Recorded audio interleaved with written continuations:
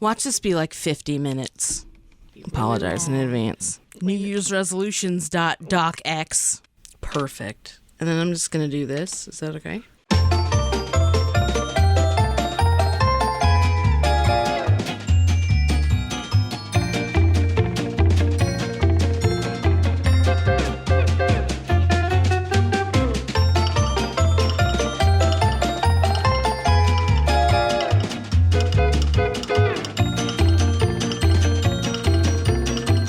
Listening to the Lutheran Ladies Lounge podcast. I'm Sarah. I'm Erin. I'm Bree. And I'm Rachel. And now it's time for Bree's Big Question, where Bree asks us a big question. What's your question, Bree? So we are looking into the new year, 2020, and Happy New Year! Happy New Year! One of the things that I personally struggle with as an individual, and that I hope you all might be able to shed some insight on, is this whole idea of New Year's resolutions. So bad at them. I think a lot of people are bad at them. I just don't really do them. I've never been motivated. There was a study done, I think, in the late 90s, and I have it cited in an article that I had saved, but basically there's a statistic out there in the last 20 years that, like, people who set New Year's resolutions, 77% of the time fail, like, within the first month. Yeah, and so, I believe it. Part of my issue with New Year's resolutions is sort of that issue of being, like, abject failures at not reaching goals that we set for ourselves, not necessarily putting ourselves into positions where we can succeed at those goals. Mm-hmm. But also, I don't, as someone who is a self-described member of the body positive community, for me, I think that New Year's resolutions have really, I don't know if they started out this way, but I feel like New Year's resolutions have sort of become this thing of, okay, where do I not stack up? Where am I inadequate?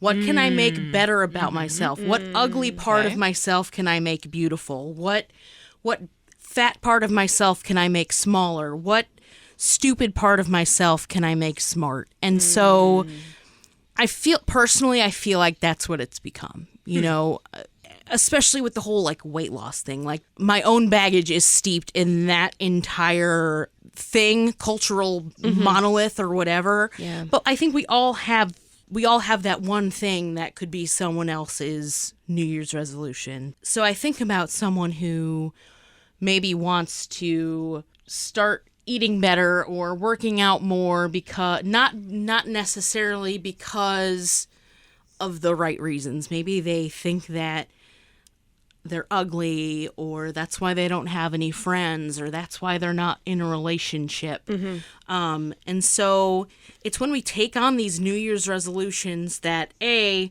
not only are we practically doomed to fail, but B, we're sort of doing them for the wrong reasons. And so that's sort of been my whole beef with New Year's resolutions. What I ended up doing was I did a little bit of research, not a whole lot. And to be fair, the research that I did do was not steeped in a whole lot of theology, so take that with a grain of salt. But I read an article Megan, from... That's right. I have a research assistant. Right, of course. Peg Streep is an author, and she wrote a book called Quitting: Why We Fear It and Why We Shouldn't, in Life, Love, and Work. I think that Peg does a really good job in, like, reframing what we think of as resolutions, basically looking at them as goals, and basically, like, using some strategies and some practices that help us reach those goals. Things like, don't basically plan out your journey. Don't just wake up one morning and say, I'm going to lose 50 pounds by the end of the month. Like, have a rhyme and reason why you do things. Smart goals. Yeah, right. Basically smart goals. Pick things that are reasonable. Don't pick keep it small. don't pick goals that are incongruent with each other. So, like, don't try to do two things at once where the success of one will be the undoing of another's. That wouldn't make sense. Don't be afraid to mess up. Don't be afraid to fail. Don't be afraid to change what your goal is. Celebrate small victories. Don't listen to the voices in the back of your head when you don't do as well as you had expected. Basically, celebrate your small progresses and your little victories.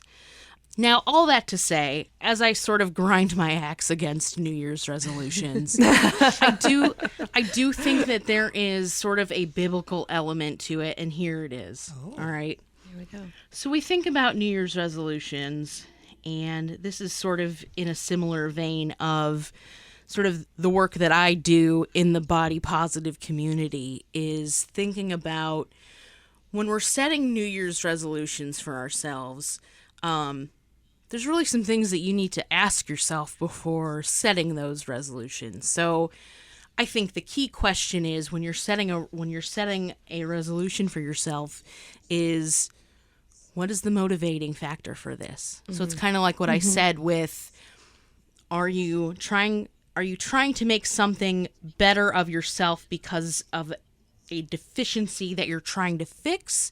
So in other words, are you setting up a resolution that is a law that you must abide by because you are a broken individual, or is it something that is a reaction to the gospel almost?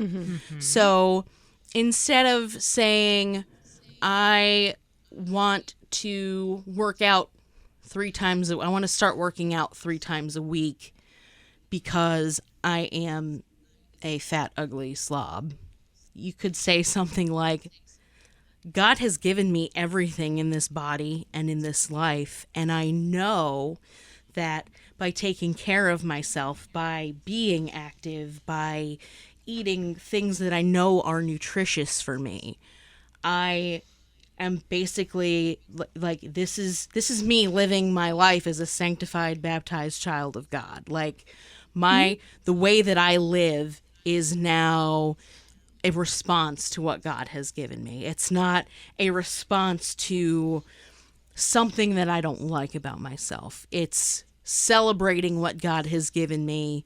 I think a lot of this comes back to identity, which is such a huge buzzword in culture.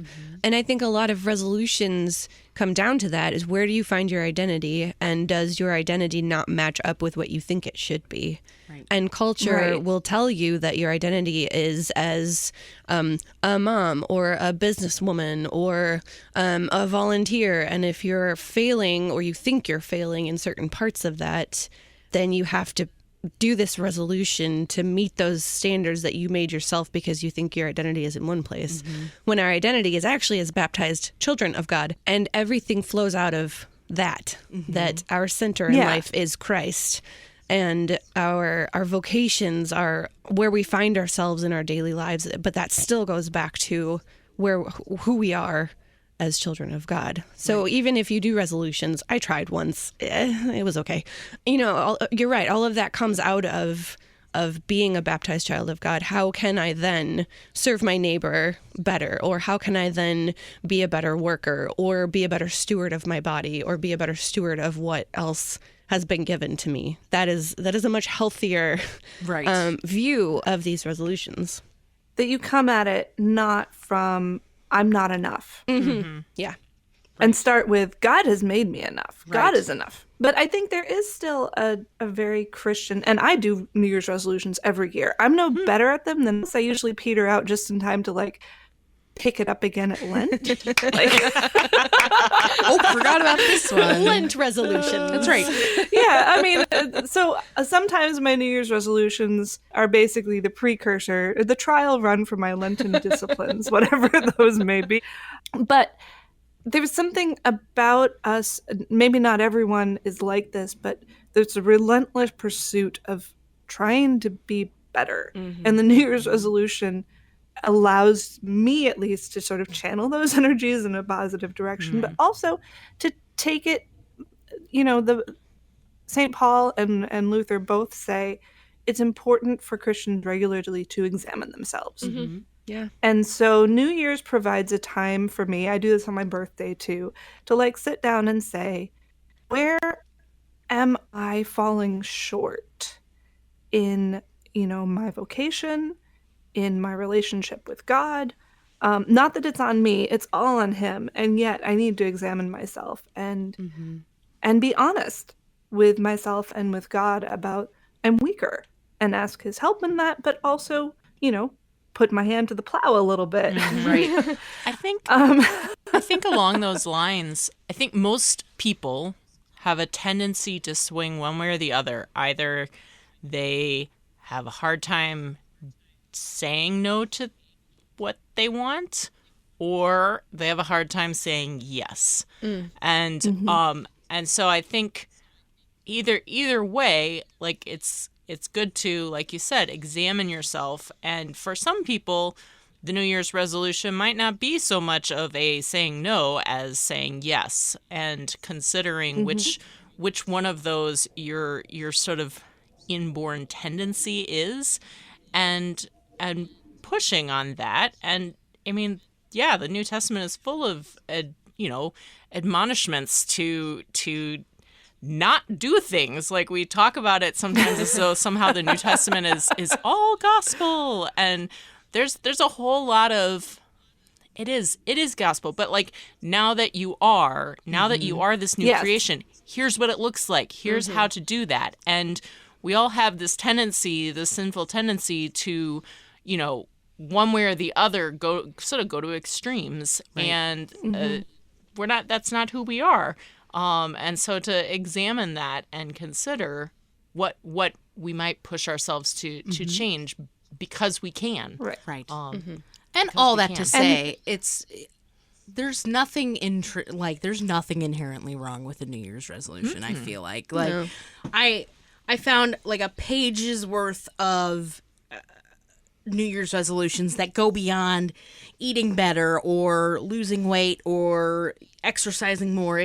I'm just reading off this list in front of me. It's supporting more charities or enjoying life more, taking hikes, going on more vacations, getting a better education, learning to become more organized, volunteer more. Like, there's a good reason to take on a New Year's resolution like this, there's a healthier habit tied to it. It's just, where in your mind is that resolution coming from? Like, why are you resolving to make new friends? Why are you resolving to watch less television? Like, what in your life is motivating you to get out more? Like, whatever it is. And, I'll be honest with you, this whole #mixed patterns thing that I did this year, that was a New Year's resolution for you. That, yeah. So, that was awesome. There is good, and I think follow Brie on Instagram, by the way. Thank you. At Gurzewski. #fashions mixed are patterns. kicking. That's right. So, I think that New Year's resolutions can be fun and good and cute, but you have to be careful when you cross into sort of, I'm self-deprecating, and therefore these are the things I want to change about myself, and the New Year's resolution is where I'm going to do that. And then get angry when you fail. Right. Yeah, and there's a lot of really self-centered navel-gazing that goes into a lot of New Year's resolutions. Some of the resolutions can be very selfish, but I think if you focus on, start with the Christian habit of self-examination and focus on the things that are going to really make it, start with your priorities. Where are my priorities amiss, and how can I make changes that will really benefit those? And for me, I mean, most of my New Year's resolutions, the ones that are rooted in worldly goals, I fall off those more quickly. So yeah, floss my teeth every day. That one, I'm still waiting for it to stick. Don't tell my dentist. 28 days to form a habit. Right. But one New Year's resolution that I started, I can't remember, it was a year or two back, that actually has stuck, thank the Lord, is to start by my morning reading a chapter of scripture. Just one chapter, takes about 3 minutes. And that one, I'm so thankful, has stuck. And if I had not, been through this whole process of examining my life and seeing where am I falling short of where my own standards are for living, and what are some small concrete steps I can take to get in a better way, I don't think that habit would have ever had a chance to get there. Sure. I agree. And I'm really grateful for that. So I'll keep making my New Year's resolutions, and I will keep failing in them. And some of them will be ridiculous, and you will never, ever, I will never tell you what they are. Right. They are your own. I will say, too, that, but I do think there's a place for them. So I think with this whole Peg Streep tips and tricks for goal setting and making sure that you set yourself up for success, I think that those are things that you should, even if you are sort of building your New Year's resolutions out of this sort of sanctified life mindset, I think there are some ways that these tips can be applied. But additionally, since you're dealing in the realm of the sacred, in the realm of the spiritual, if you're struggling with a sin or keeping up with a resolution and you feel like you're falling short, like God is a prayer away, your church community, your friends, your coworkers, your pastor, they can all uplift you and minister to you in your time of need. And so when you do resolve to take up a New Year's goal or a New Year's resolution, don't be afraid to have that level of vulnerability. Go to God when you're struggling with it, and reach out to a friend or family member who can help you during that time. That's something that you should always be able to go to when times get tough. And even if you end up, like I do, failing 2.5 weeks in, that's 2.5 weeks of trying out something good. Small victories. And yeah, that's more than you would have had you not tried it. Yes, ma'am. It's true. Any last thoughts? My final ruling is New Year's resolutions, do them, don't do them. That's your choice. Just if you do end up having a New Year's resolution or two, maybe assess why you want to do those things before you actually sort of engage in those new habits. Sure. Yeah. Attack your priorities, not your inadequacies. Yes. It's a great way to say it. You are enough. However, if there's an area in your life that you want to work on, by all means, do it. And that's the answer to my big question. There's Bree's big question. You can hear more episodes of the Lutheran Ladies Lounge like this one at kfuo.org/Lutheran Ladies Lounge. If you have your own thoughts about New Year's resolutions, which I'm sure you do, you can go to our Facebook community, the Lutheran Ladies Lounge on Facebook, and share your thoughts with us, what you think about resolutions, if you do them or if you don't. You're listening to the Lutheran Ladies Lounge podcast. I'm Sarah. I'm Erin. I'm Bree. And I'm Rachel.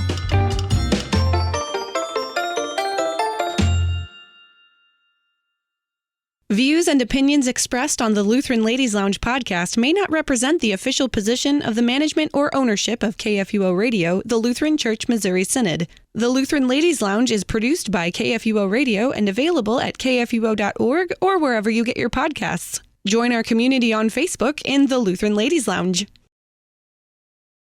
I'm gonna fix the end of that later.